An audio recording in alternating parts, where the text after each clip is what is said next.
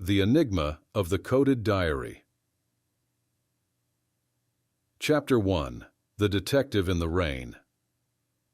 It was a rainy night in New Orleans, and the neon lights of bar and nightclub signs mingled with the puddles that covered the uneven sidewalks. The air was dense, filled with the aroma of cigarettes and old coffee, and the distant echoes of a siren only heightened the sense of unease that hung over the city. Jake Marlowe, a private detective with deep scars, both physical and emotional, was in his office on the third floor of an old building on Conti Street. The office reflected his state of mind, disorganized, full of yellowed papers, empty bourbon bottles, and an overflowing ashtray. Marlowe was a middle-aged man with a piercing gaze and wrinkles that told stories of sleepless nights and cases solved through sheer determination. He watched the city through the window, cigarette smoke rising in spirals, when the phone on his desk rang, breaking the silence. Marlowe placed the cigarette in the ashtray and answered. "Marlowe here." On the other end of the line, a desperate female voice surprised him. "Mr. Marlowe, we need your help. We found something, a coded diary, and a body. At Rampart Street, number 12. Please, come quickly." Marlowe hung up the phone, grabbed his hat and worn coat, and headed out into the cold night. The fine rain wetted his face as he hurried through the dark, deserted streets of New Orleans, his mind already working on the puzzle that awaited him. When he arrived at the scene, it was chaotic. Police were trying to keep the onlookers at bay, while the flashing lights of the patrol cars illuminated the small apartment where the crime had occurred. A man's body lay on the floor, surrounded by a pool of blood that appeared even darker under the dim lights. Marlowe entered, greeted by a young officer who seemed relieved to see him. "Mr. Marlowe, thank you for coming. We don't know what to make of this," said the officer, handing him a small leather-bound diary, secured with a tiny lock. Marlowe took the diary and examined it. He felt that this object held dark secrets.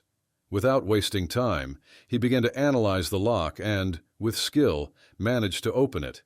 The pages were filled with strange symbols and numbers, a complex code that challenged even the most experienced. One page in particular caught his attention. There was a sequence of numbers and letters, 34B, Bourbon Street. Marlowe knew this was more than a simple coincidence. He needed to find out what it meant and who the victim was. He felt the weight of the mystery and the promise of something big, something dangerous. As the rain continued to fall outside, Marlowe knew he was just at the beginning of a journey that could change everything. But one thing was certain: he wouldn't back down until he unraveled the mystery of the coded diary. Chapter 2. The Call. Jake Marlowe left the apartment on Rampart Street with the coded diary firmly in hand, the weight of the mystery still resonating in his mind. The night remained cold and the rain relentless, as if the city itself were mourning something he didn't yet fully comprehend. He walked through the dark streets, his footsteps echoing in the narrow alleys, while his brain worked frantically, trying to unravel the enigma before him.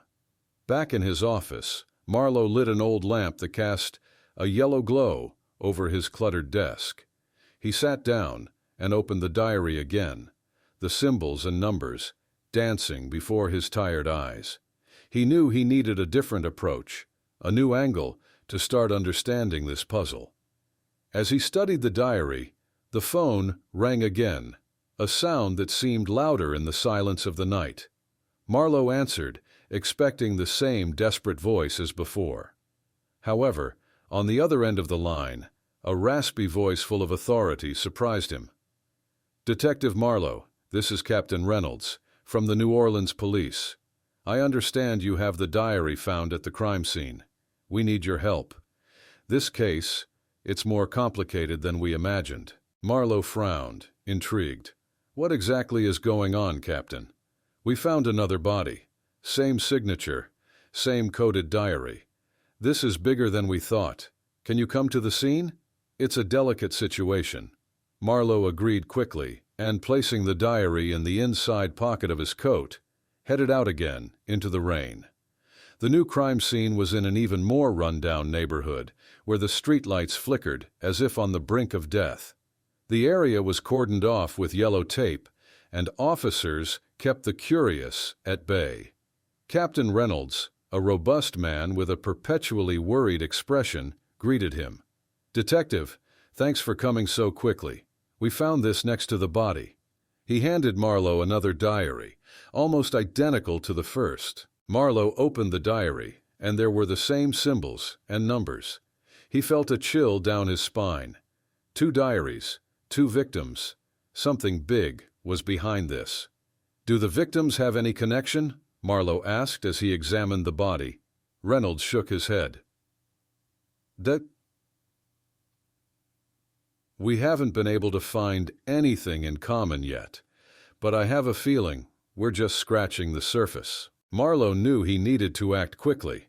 He took the 2 diaries and returned to his office, where he spent hours comparing the notes. By dawn, he found something, a sequence of numbers that looked like coordinates. He marked the point on the city map and saw it led to an old bar on Bourbon Street. Feeling he was getting closer to the truth, Marlowe donned his coat again and headed towards the bar, hoping to find answers. The rain had ceased, but the city was still covered in a thick fog, as if wanting to hide the secrets he was about to uncover. Chapter 3. The First Clue. Jake Marlowe, with his heart racing and mind sharp, walked through the streets of New Orleans, now less drenched by rain and more shrouded in a dense fog. The coordinates he had deciphered in the diary led him to Bourbon Street, one of the city's most iconic locations, where jazz resonated from bar doors and nightlife seemed to hide secrets in every corner. Arriving at the bar mentioned in the diary, Marlowe paused to observe. The neon sign flickered, the crescent moon, casting a soft, intermittent light on the sidewalk. He pushed open the heavy wooden door and entered, feeling the warmth of the place and the strong smell of alcohol and tobacco. The bar was crowded, but a peculiar quietness hung over the patrons, as if everyone were attuned to something unseen. Marlowe approached the bar, where a middle-aged bartender with a thick mustache and a suspicious expression sized him up. "What'll it be, friend?" asked the bartender, drying a glass with a dirty rag. "Whiskey straight," Marlowe replied, sitting on the nearest stool. "And some information, if it's not too much to ask." The bartender raised an eyebrow, curious. "Depends on the type of information and the price you're willing to pay." Marlowe placed a $50 bill on the counter and slid it towards the bartender. "I'm looking for someone who might know something about this," he said, showing a page from the diary with the symbols and numbers. The bartender glanced quickly at the page and then back at Marlowe, the gleam in his eyes indicating he knew more than he wanted to admit. "You'll want to talk to old Joe. He's sitting at that table in the corner, but take it easy. He doesn't like being pressured." Marlowe grabbed his whiskey and headed to the corner of the bar, where an old man with a gray beard and piercing eyes was sitting, slowly drinking a glass of beer. He seemed lost in thought, but looked up when Marlowe approached. "Joe, right? My name is Marlowe. I need your help." Joe observed Marlowe for a moment before gesturing for him to sit. "I know many faces in this city, Marlowe. What exactly are you looking for?" Marlowe placed the diary on the table, opening it to the page with the coordinates for the bar. "I'm investigating a murder case. This coded diary seems to be the key to understanding what's going on. What do you know about it?" Joe looked at the page and then at Marlowe, his expression hardening. "Ni." These symbols, they're part of something old, something most people prefer not to mess with. The last time I saw something like this was years ago, when a series of inexplicable crimes began haunting this city. If you're involved in this, detective, you need to know you're stepping into a hornet's nest. Marlowe felt a chill down his spine but didn't back down. "What else can you tell me, Joe? Any detail could help." Joe sighed, taking a long swig of his beer before continuing. "There's a man, a criminal genius, known only as the Coder. They say he's behind these diaries and the murders. He's never been caught because his clues are labyrinths of enigmas. If you really want to go after him, I suggest you start at the port. There's a warehouse there, where he often hides his activities. Marlowe thanked Joe and left the bar, with a new clue and renewed determination. He knew the path would be dangerous, but he was resolved to unravel the mystery of the coded diary and bring justice to the victims. Chapter 4. Mysterious Encounter. The Crescent Moon Bar still vibrated with music and conversation as Jake Marlowe stepped out, his head full of new information and his heart pounding with the adrenaline of the mystery. The fog thickened in the streets of New Orleans, giving the city an even more sinister atmosphere. He knew that each step was taking him deeper into the rabbit hole. Following Joe's tip, Marlowe headed to the port. The area was almost deserted at that hour, except for a few dock workers finishing their shift and the boats swaying gently on the dark water. He walked up to an old warehouse, number 13 painted in faded letters on the metal door. Before entering, Marlowe took one last look around. The feeling of being watched hadn't left him. Taking a deep breath, he pushed the door, which creaked loudly, and stepped inside. Inside, the darkness was cut only by beams of light penetrating through cracks in the walls. Piles of boxes and barrels formed an almost claustrophobic maze. Suddenly, the sound of footsteps echoed in the warehouse. Marlowe stopped, his hand instinctively moving to the holster under his coat. From a shadow, a man emerged, his face hidden under a felt hat and a dark overcoat. "Detective Marlowe," said the figure in a low, controlled voice. "You really don't know when to stop, do you?" Marlowe kept his hand close to his gun, but didn't draw it. He needed answers, not more violence. "Who are you?"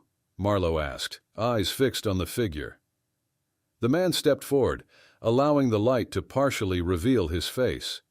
Marlowe recognized him immediately. It was Victor Stone, a known informant with a shady past and many connections in the criminal underworld. "Stone," Marlowe murmured, trying to understand what he was doing there. "What do you know about these coded diaries?" Stone smiled, a smile that didn't reach his eyes. "I know you're getting into something big, Marlowe. Something that goes beyond murders. The coder you're looking for isn't just a criminal genius. He's a ghost, a myth created to cover something much larger." Marlowe felt a chill. Something in Stone's voice indicated he knew more than he was revealing. "Why are you helping me, Stone?" Marlowe asked, never taking his eyes off him. "Let's just say I have my own reasons for wanting the coder brought down," Stone replied, pulling an envelope from his pocket. "Here's everything I know: coordinates, names, dates. But remember, detective, trusting me could be your biggest mistake." Before Marlowe could respond, Stone disappeared into the shadows as silently as he had appeared. The detective was left alone in the warehouse, the envelope heavy in his hands. He knew that each piece of information brought him closer to the truth, but also increased the danger. Opening the envelope, Marlowe found more codes and symbols, along with a series of addresses. One in particular caught his attention: an apartment in the French Quarter, known to be a meeting place for shady figures. He pocketed the envelope and left the warehouse, the sound of his footsteps echoing in the silent night. Marlowe knew he couldn't fully trust Stone, but the clues were too good to ignore. With a new destination in mind and renewed determination, he headed to the French Quarter, knowing that each step took him deeper into the mystery of the coded diary. Chapter 5. Revelations. The French Quarter, with its narrow streets and ornate facades, was immersed in an eerie tranquility. The parties and jazz music seemed distant that night, as Jake Marlowe walked purposefully toward the noted address. He felt a growing tension in the air, as if the city itself were whispering dark secrets. Arriving at the building, Marlowe saw that the apartment in question was on the second floor. The wooden staircase creaked under his feet, and he felt the eyes of residents watching him through door cracks. The feeling of being on the edge of imminent danger never left him. When he reached the apartment, Marlowe knocked forcefully. Silence followed before a raspy voice on the other side asked, "Fartor kaita wayudishawai tut." Sortot saks. "Marlowe, I need to talk to you," he replied, hand ready to draw his gun if necessary. The door opened slowly, revealing a worn-looking woman with eyes that had seen more than they should have. She was Sarah, an informant Marlowe had worked with before. She stepped back, allowing him to enter. "You brought trouble with you, Marlowe?" she asked, closing the door behind him. "Always," he responded with a tired smile. "I need information about a man known as the Coder." Sarah sighed and sat in an old chair, motioning for Marlowe to do the same. She lit a cigarette, her face illuminated by the match's flame. "The Coder," she said slowly, exhaling smoke. "He's more than just a criminal. He's a master manipulator, pulling strings behind the scenes. Do you really want to get involved in this?"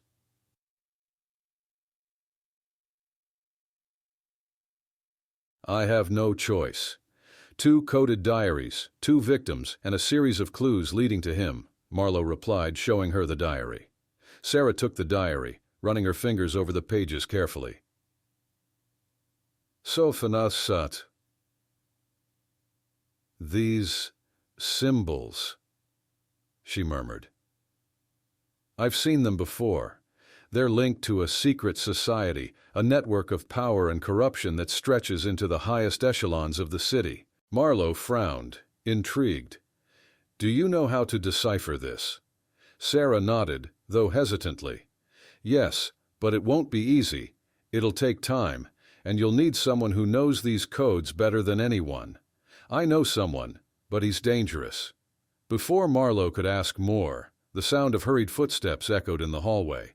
Sarah quickly extinguished the cigarette and pushed him toward a back door. "Go, quickly, they've found us." Marlowe exited through the back door, entering a narrow alley. He heard shouts and the sounds of a struggle inside the apartment, but knew returning would be suicidal. With the diary tucked back in his coat pocket, he ran down the alley, blending into the shadows. He needed to find the person Sarah mentioned, someone capable of deciphering the symbols and revealing the truth behind the coder. With each step, the web of intrigue and danger tightened around him, but Marlowe wouldn't back down. He had a mission, and nothing would stop him from completing it. As he moved away from the French Quarter, Marlowe felt that the revelations to come would change everything. The city of New Orleans was full of secrets, and he was determined to unearth them one by one. Chapter 6. The Code. Jake Marlowe left the French Quarter with a heavy heart and a mind sharp as a blade. Sarah's words echoed in his ears: a secret society, a network of power and corruption. He knew he was treading dangerous ground, but retreat had never been an option for him. There was a name on the tip of his tongue, someone he avoided whenever possible, but knew he needed to find now: Marcus, the Skull, Sullivan, a genius of codes and ciphers with a dark past. Marlowe made his way through the labyrinthine streets of New Orleans to a clock repair shop in the French district, a front for Sullivan's operations. The shop was filled with antique clocks, all ticking in a disordered rhythm. The atmosphere was stifling, full of gears and parts scattered everywhere. As he entered, a bell rang, and a short, thin man with thick glasses and a shrewd look appeared from behind a counter. "Marlowe," Sullivan said in a voice that sounded like a hiss. "Didn't expect to see you here. What do you need this time?" Marlowe pulled the diary from his coat and placed it on the counter. "I need you to decipher this, Skull. It's urgent." Sullivan picked up the diary carefully, his slender fingers running over the coded pages. He smiled, a smile that revealed both interest and malice. "Interesting. Very interesting. Where did you get this?" "It doesn't matter," Marlowe replied, eyes fixed on Sullivan. "Can you decipher it or not?" Sullivan nodded, taking the diary to a table cluttered with strange equipment and old books. He lit a small lamp and began to work, muttering to himself as he read the symbols and numbers. Marlowe waited, the tension growing with each tick-tock of the clocks around him. After what seemed like an eternity, Sullivan looked up, his eyes gleaming with excitement. "I've managed to decipher part of the code," he said. "These symbols represent specific coordinates and instructions. They lead to a hideout, right here, in the Port District." Marlowe took Sullivan's notes and studied them. The coordinates led to a warehouse he knew well, a place he had visited during another investigation. Something about this felt like a circle closing, and he knew he was closer to the truth than ever. "Thanks, Skull," Marlowe said, pocketing the diary and the notes. "But one thing. Why did you help me so quickly?" Sullivan smiled again, a smile that didn't reach his eyes. "Because, Marlowe, even a code genius likes a good puzzle. And this is one of the best I've seen. Besides, I love watching you dig yourself deeper into the rabbit hole." Marlowe left the workshop, the sense of urgency burning in his veins. He knew he was heading straight into the lion's den, but he had no choice. The warehouse in the Port District was his next stop, and he was determined to confront the coder once and for all. As he walked through the dark, winding streets toward the port, the night seemed darker and the shadows more threatening. Marlowe felt he was about to uncover something that would change everything, but he also knew that each step brought him closer to mortal danger. Chapter 7. The Trap. The Port District of New Orleans was a labyrinth of abandoned warehouses, rusted cranes, and the persistent smell of salt and fish. Jake Marlowe walked through the silent docks, following the coordinates deciphered by Sullivan. Each step echoed in the void, heightening the tension already brewing in his chest. He knew warehouse number 47 was his destination, and there he might finally find answers, or perhaps death. The warehouse loomed ahead, a structure of worn metal with heavy doors and broken windows. Marlowe checked his gun, ensuring it was ready. Approaching carefully, he pushed the door open, which creaked loudly. The interior was dark, lit only by the moonlight filtering through gaps in the walls and ceiling. Inside, the warehouse seemed deserted except for a table in the center with a solitary lamp, illuminating a map and more coded pages. Marlowe approached cautiously, his eyes scanning the environment for any signs of danger. Suddenly, he heard a sound behind him, like a soft sigh. Turning quickly, he saw shadows moving, figures emerging from the darkness, armed men with hard expressions and clear intentions. "Welcome, Marlowe," a deep voice echoed through the warehouse. From a denser shadow, a tall and imposing man appeared. He wore an impeccable dark suit, and his gaze was pure malice. "You must be the coder," Marlowe said, keeping his gun ready. The man smiled, a cold and calculated smile. "Thanks for showing to us." "Very perceptive, Detective. I've been expecting you. I knew you couldn't resist the allure of the Enigma." The armed men began to close in, and Marlowe knew he was in a desperate situation. He needed to think fast. Looking around, he saw piles of boxes and barrels, and further ahead an old crane suspended with a chain. "What do you want, coder? Why these diaries? What's your plan?" Marlowe asked, trying to buy time. The coder laughed softly. Do you really think I'm going to reveal everything so easily?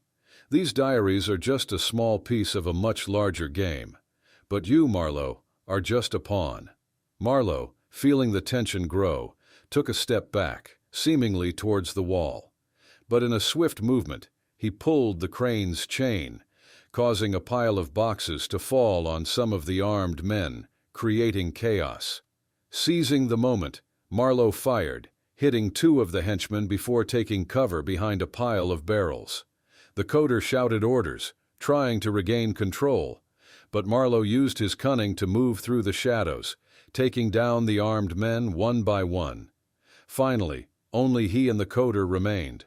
Marlowe, with heavy breathing and blood pumping through his veins, faced the man, who had orchestrated so many crimes. "It's over for you, Coder," Marlowe said, his gun aimed directly at him. The Coder slowly raised his hands, a smile still on his lips. "You may have won this battle, Marlowe, but the war is far from over. There's much more at stake than you can imagine." Before Marlowe could react, the Coder pressed a button on his watch, and an explosion shook the warehouse, knocking Marlowe to the ground. When he regained consciousness, the Coder had vanished, leaving behind only rubble and more questions. Chapter 8. The Turnaround. Jake Marlowe opened his eyes to a world of smoke and wreckage. The explosion had turned the warehouse into a chaos of twisted metal and broken wood. Every movement sent waves of pain through his body, but he knew there was no time to waste.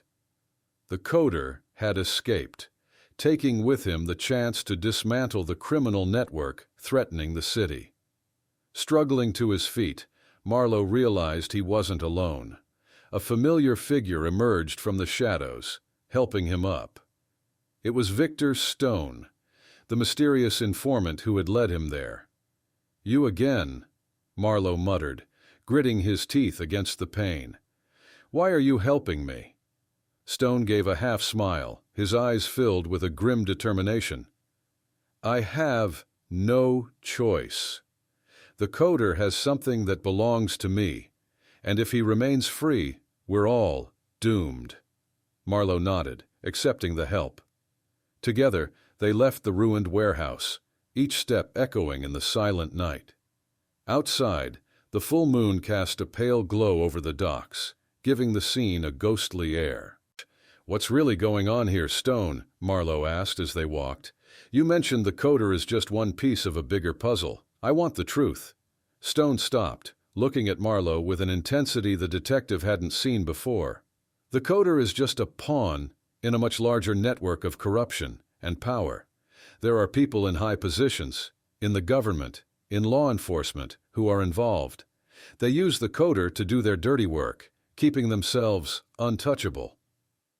Marlowe felt a chill down his spine. This was bigger than he imagined, a conspiracy that could destroy the city.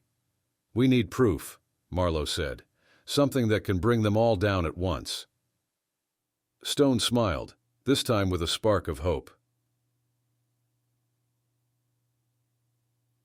"I know where we can find that proof. The Coder has a secondary hideout, a place where he keeps all his secrets. If we can get there, we can dismantle the entire operation." "Where is this place?" Marlowe asked, determination growing in his chest. "At the old abandoned theater on Chartres Street. It's where he hides when things get hot, but it'll be dangerous. He'll be expecting us." Marlowe nodded, feeling adrenaline pulse through his veins. He knew this could be his last chance to catch the Coder and bring justice to the city. Together, Marlowe and Stone headed to the theater, an imposing and decaying building, its walls covered in graffiti and torn posters. The main entrance was sealed, but Stone knew a side passage that led them inside the dark, silent interior. The theater was in ruins, with broken seats and tattered curtains. The sound of rats scurrying through the corridors echoed, creating a tense atmosphere. Marlowe and Stone advanced cautiously, knowing each step brought them closer to danger. At the center of the stage, a solitary light shone on a table full of papers, electronic devices, and maps. The Coder was there, waiting for them, a cryptic smile on his face. "I knew you'd come, Marlowe," said the Coder. "You're so predictable." Marlowe raised his gun, his hand steady. "It's over, Coder. You're surrounded." The Coder laughed softly. "No, Marlowe. This is just the beginning." Suddenly the lights went out, plunging the theater into total darkness. Marlowe heard sounds of struggle, muffled screams, and then silence. When the lights came back on, Stone was on the ground, wounded, and the Coder had disappeared once again. Marlowe ran to Stone, helping him up. "We need to get out of here," Stone said with difficulty. "He left something behind. Grab those papers on the table." Marlowe quickly grabbed the documents and helped Stone out of the theater. He knew the Coder was always one step ahead, but this time he had something that could turn the tide. The detective was more determined than ever to dismantle the network of corruption and bring peace to the city. Chapter 9. The Final Confrontation. Jake Marlowe and Victor Stone, exhausted and wounded, left the abandoned theater with a bundle of documents in hand. The night in New Orleans was dark and oppressive, as if the city itself knew of the impending confrontation. The Coders' secondary hideout had been discovered, and time was running out. They headed to an abandoned warehouse in the industrial district, where they could analyze the documents without being disturbed. The place was deserted, lit only by a few flickering fluorescent lights. Marlowe spread the papers over a rusty metal table, while Stone, breathing heavily, searched for specific clues. "Here," Stone said, pointing to a complex diagram. "These are the names and positions of everyone involved in the corruption network. And this is the location where the coder conducts all his final operations." Marlowe looked at the diagram. It was a more remote warehouse, isolated from the rest of the city. He knew this was where the final confrontation would take place. With renewed determination, he helped Stone to his feet, and they headed to the ultimate destination. The warehouse was surrounded by a high, rusty fence, and Marlowe had to use all his skills to enter undetected. The interior was vast and gloomy, with stacked boxes forming labyrinthine corridors. In the center, a bright light illuminated an open area where the coder waited, surrounded by his henchmen. "Marlowe," the coder said triumphantly, "I thought you'd give up. Such a pity." Marlowe pointed his gun at him, his eyes fixed on the villain. "It's over, coder. I have all the evidence I need. Your network will be dismantled, and you'll pay for your crimes." The coder laughed, a cold and disdainful sound. "You think you can just come in here and end it all? You underestimate the reach of my power." With a signal from the coder, the henchmen advanced. Marlowe and Stone braced for the confrontation. Gunfire echoed through the warehouse, bullets ricocheting off the metal walls. Marlowe used his skill and cunning to take down the henchmen one by one, but he knew the true confrontation was yet to come. Finally, with the henchmen neutralized, Marlowe faced the coder. The villain drew a small pistol from his coat, a confident smile on his face. "Do you really think you can defeat me, Marlowe? I'm just the beginning. There are many more like me, and they will come after you." Marlowe advanced, his gaze steady. "Maybe, but today, you're what matters." In a swift move, Marlowe disarmed the coder and pinned him to the ground. As the coder struggled, Marlowe cuffed him, feeling a wave of relief and exhaustion. Stone, bleeding but determined, approached. "You did it, Marlowe, but don't think this ends here. There's a lot more work ahead." Marlowe nodded, knowing that the larger battle against corruption was just beginning. But for now, the victory against the coder was a crucial step. He looked at the man handcuffed on the ground, his hopes of dominating the city shattered. "It's the end of the line for you," Marlowe said, "and the beginning of justice for this city." With the coder finally captured, Marlowe and Stone left the warehouse, ready to face the challenges that still lay ahead. But they knew that together, they could dismantle the network of corruption and bring peace to New Orleans. Chapter 10. Resolution. Jake Marlowe walked through the streets of New Orleans, feeling a weight lifted from his shoulders. The coder was finally behind bars, and the city seemed to breathe a bit easier. The sun rose on the horizon, painting the sky in shades of gold and pink as a new day began. But Marlowe knew the work was not yet finished. In Captain Reynolds's office, the seized documents were spread across the desk. The captain, a robust man with an expression of relief and fatigue, looked at Marlowe and Stone with a nod of approval. "You two did an excellent job," said Reynolds, lighting a cigar. "With this evidence, we can arrest everyone involved in the corruption network." Marlowe nodded, but his mind was still focused on the missing details. He knew capturing the coder was just one piece of the puzzle. "We need to ensure that everyone involved is brought to justice," Marlowe said. "We can't let any detail slip through. Stone, still bandaged from his injuries, added, "There are many names in the documents, powerful people who will do anything to avoid prison. We need to be meticulous." Reynolds agreed. "Understood. We'll form a dedicated task force to handle this case.